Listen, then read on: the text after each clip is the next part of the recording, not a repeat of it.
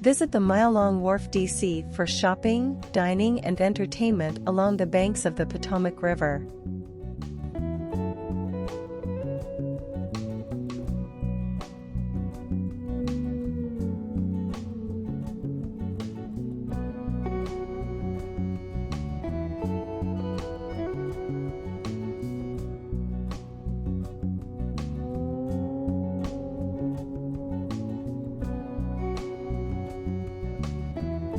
The neighborhoods. Row houses featuring stunning architecture and tree-lined streets.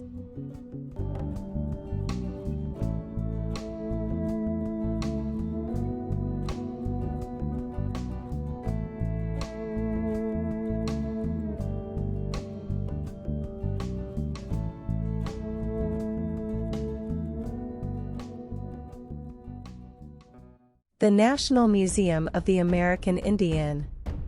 The distinctive curvilinear design is by architect Douglas Cardinal.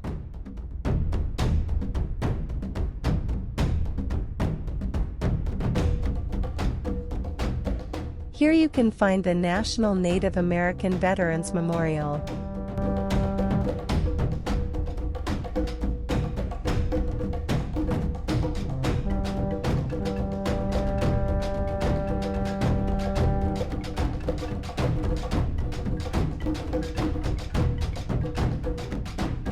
Mitsitam Cafe means "let's eat" in the native language of the Delaware and Piscataway peoples.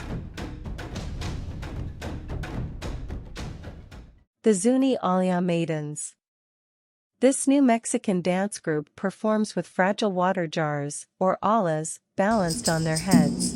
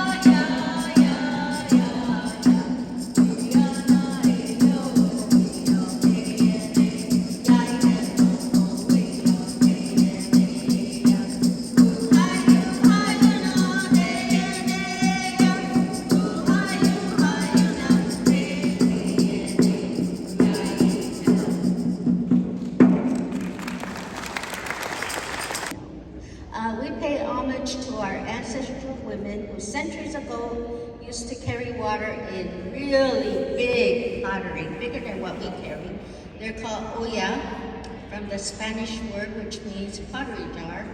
And they do this daily, visiting nearby watering holes or wells, and take the water home for daily use. So we pay homage to them. Everything that we're doing today was passed on to us by our ancestral knowledge through oral stories or practices that they passed down to us. So we're very fortunate within the Pueblo of Zuni that we get to practice everything that we have learned from our ancestral knowledge. One of the things that we do is we bring our hands to our mouth, we breathe in after each song. We're giving thanks. It's called the practice of ingressing. We're saying thank you to our ancestors. We'd like to sing a song for you. When my mom was performing as our dance group leader, she traveled to Canada by herself, and this was before the age of cell phones. And so she was out in Canada for 2 weeks. We didn't know how she was. And then one day out of the blue, she called us and she said, "Oh, I'm fine, I saw moose." Lots of mountains, lots of snow. She goes, and I met a lot of, what do you call it? I go, indigenous? And she goes, yeah, I met a lot of those women. She goes, they're very talented. They wanted to know if I knew how to harmonize. And she told them, I don't know what that means. They go, can you sing a melody? And she goes, I don't know what that means. And they go, well, how do you sing? She goes, I sing how my ancestors taught me. So when she was out there, she collaborated with a lot of these well-known indigenous women performers. And she didn't know who Rita Coolidge was, but she worked with her, so that was something amazing. And so she was placed in a room when they were collaborating with another woman of Mohawk ancestry, and it was during a big blizzard. And they were asked to create a song and blend their two languages together. So this is the song they created. It's called the Snow Song, and it's Zuni language and Mohawk.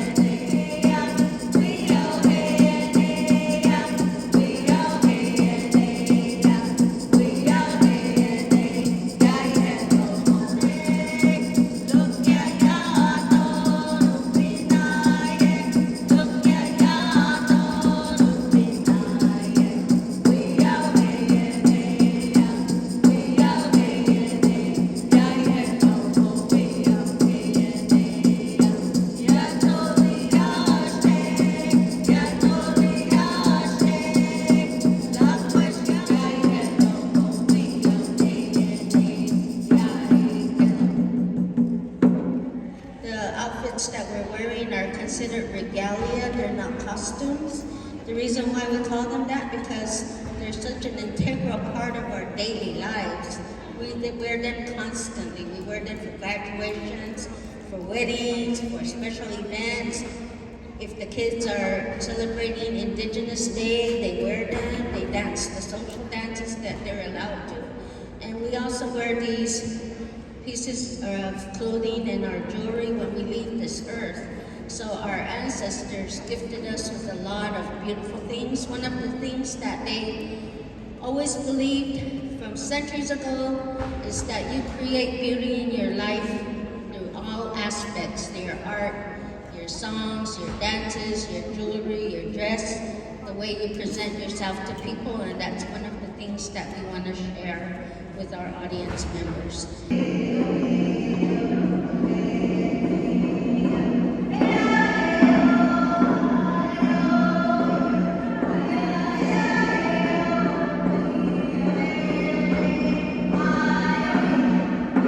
CityCenter DC, located in the heart of the district, includes luxury apartments, office space and over 40 world-class shops and eateries. Palmer Alley, at CityCenter DC, entertains with always changing overhead installations.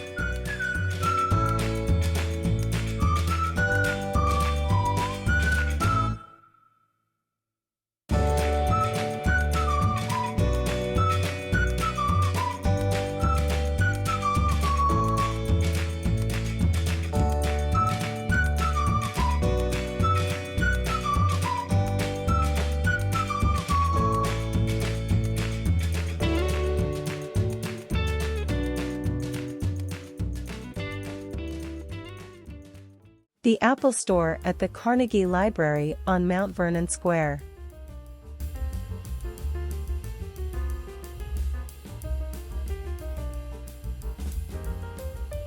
Today this building is known as the Carnegie Library, but it opened in 1903 as the Washington Public Library at Carnegie's request. Later the building was renamed the Central Public Library in 1911. Carnegie devoted his life to philanthropy, including funding public libraries. He created 1,689 public libraries in the United States, Hawaii and Puerto Rico, and another 830 internationally.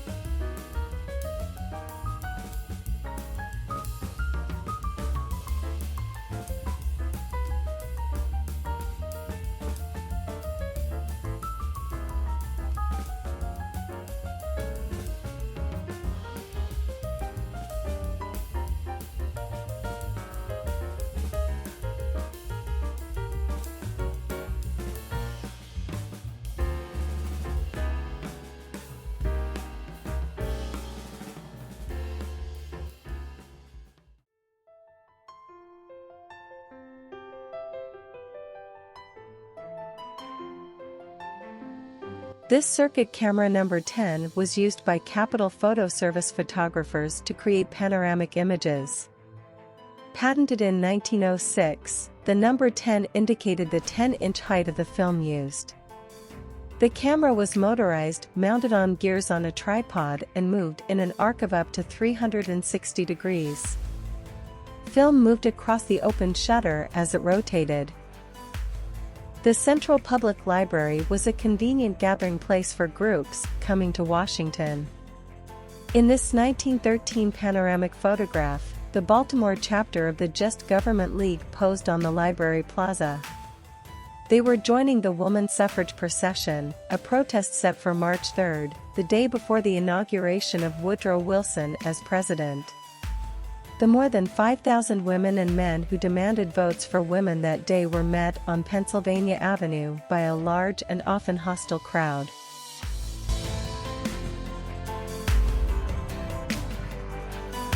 In April 1917, President Woodrow Wilson asked Congress to declare war on Germany in retaliation for German attacks on American ships. 2 months later, the Con T. Kennedy Carnival would open in front of Capitol Hill's Union Station. Fred Schutz took this panoramic picture in June 1917.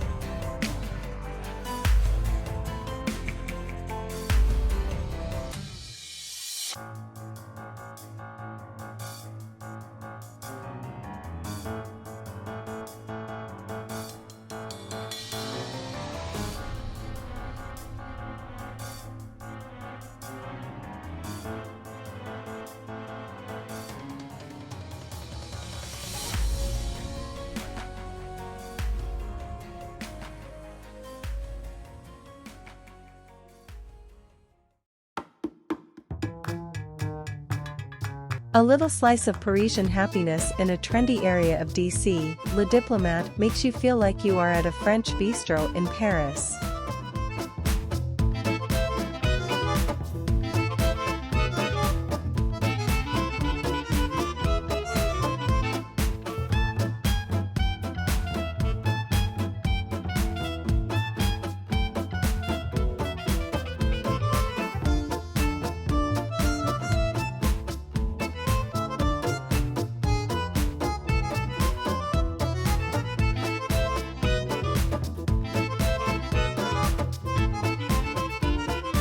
The assortment of fresh French breads with butter is reason enough to dine here. Soft-shelled crab sandwich with a beautiful side salad. Curry chicken salad sandwich on cranberry walnut bread with curry mayonnaise and almonds.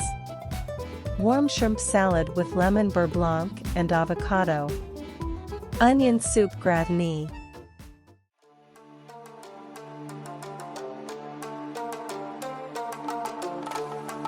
The Hirshhorn. This international modern and contemporary art museum features some of the world's finest collections of 20th century art.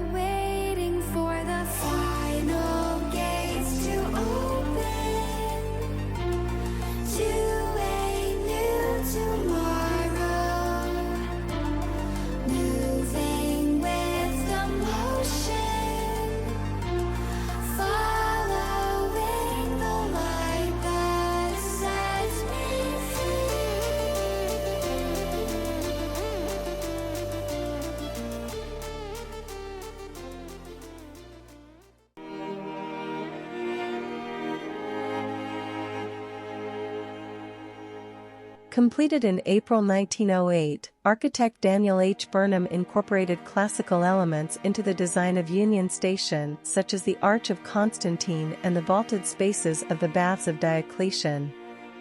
He added stone inscriptions and allegorical sculpture in the Beaux-Arts style and used expensive materials such as marble, gold leaf and white granite.